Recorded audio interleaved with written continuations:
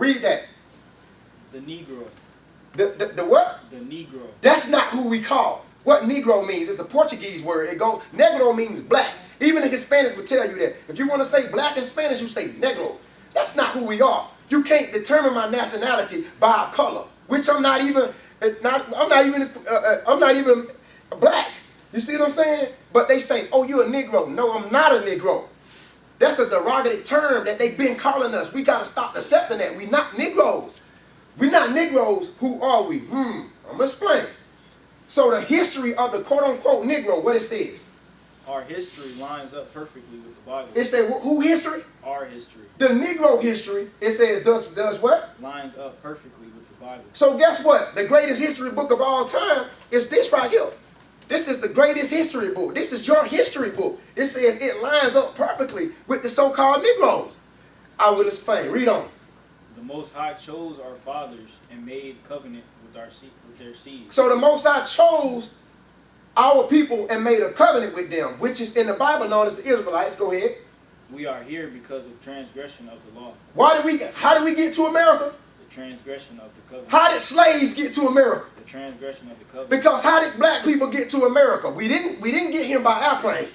We didn't walk over here. We already know if you go back to 1619, they brought 30 slaves on this ship, the first slave ship to enslave black people and bring them over here as slaves in 1619. It was a slave boat by the name of Good Ship Jesus. This what this ship was called. It was called the Good Ship Jesus. They put 30 slaves, what they would say quote-unquote black people, on that ship in the year 1619 and brought them to Jamestown, Virginia, over here to the United States of America. So why was slaves being shipped from the Western Hemisphere, from the Eastern Hemisphere to the Western Hemisphere? Why was our people being shipped as merchandise? This is called a transatlantic slave. Why did they put us on the boat as slaves and ship us over here and use us for merchandise? Why is this going on? How did black people get to America? They got here through slave boats. Your ancestors came on slave boats. This is how they got here. So why did slavery happen to your ancestors? Your ancestors broke the covenant of God. Your ancestors didn't do what God prescribed of them to do. And this is why we over here. We never supposed to be over here. But our enemies brought us here for the transgression of the covenant. Ezekiel chapter 39 and verse 22. Now this is Ezekiel chapter 39 verse 22. Read this. So the house of Israel shall know that I am the Lord their God. It say the house of Israel, so what? Shall know that I am the Lord their God. Now let's see what God did to the house of Israel. Go ahead. From that day and forward. And verse 23. And the heathen shall know. And the heathen shall know, the people that are not Israelites, go ahead. That the house of Israel went into captivity. The house of Israel did what? Went into captivity. The house of Israel went into captivity. The house of Israel, they went into captivity. Okay, now let me show you the post because a picture speaks 1,000 words. So all this stuff, I know this right here can be pretty graphic, ain't too graphic. You see all this stuff, what happened to us? The lynchings, the castratings, the beatings, the burnings, the segregation, all this type of stuff. This is what our forefathers, this is what we went through. Now why did this happen to us? What it said in Ezekiel 39:22. Verse 23. And the heathen shall know that the house of Israel went into captivity for their iniquity. It say the house of Israel went into captivity. Captivity is slavery.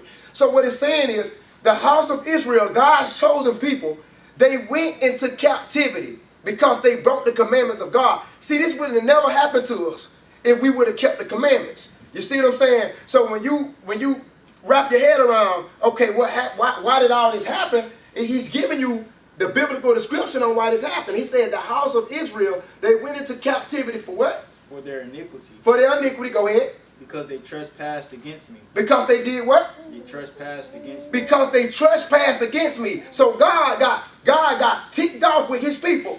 And he said, you know what? They don't want to do nothing I've told them to do because God gave us commandments to keep.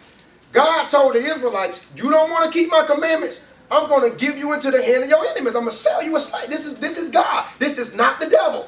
Once again, like I said, this is the truth I'm telling you. This is not Satan doing this. God himself, according to the Bible, God said he gave his children. He said he did it. Read it again. Read it again. And the heathen shall know that the house of Israel went into captivity. Read it loud. Go ahead. For their iniquity. Because they trespassed against me. They didn't want to listen to his commandments. Go ahead.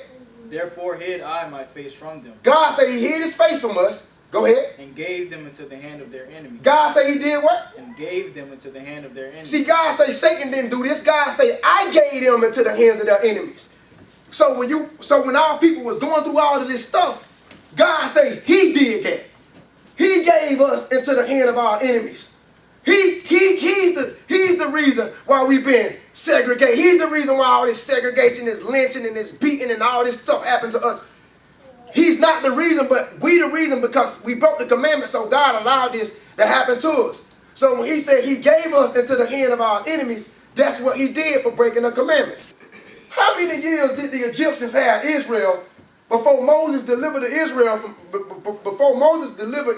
from out of Egypt? How many years that the Egyptians enslaved them? The Bible says 430 years Israel was in Egypt as slaves.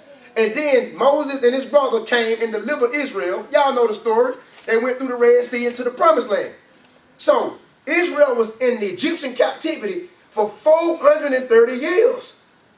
When Israel got out of Egypt and they went into the land of Canaan, they went to breaking God's commandments again. You know what God did? He said, this time I'm going to send the Assyrians on you. They went to breaking God's commandments again. Then he sent the Babylonians on them. They went to breaking God's commandments again. He sent the Persians on them. They broke God's commandments again. He sent the Greeks on them. They broke God's commandments again. He sent the Romans on them. That's during the time of Jesus. When Jesus was walking this earth, he was on the Roman Empire. The Israelites was under Roman rule. He sent the Romans on them. And like the pastor was saying earlier, when Jesus wept over Jerusalem, he was weeping because the Romans was coming in to destroy Jerusalem. Now, if they would have been obedient and kept God's commandments, then Jerusalem would have never been destroyed. But since Israel always broke God's commandments, he have always allowed another specific people to punish them. So don't think when God punishes you, don't think he directly do it himself. No, he already got his tools. He already got these nations. And whatever nation he'll appoint to send on you, that's literally what happens.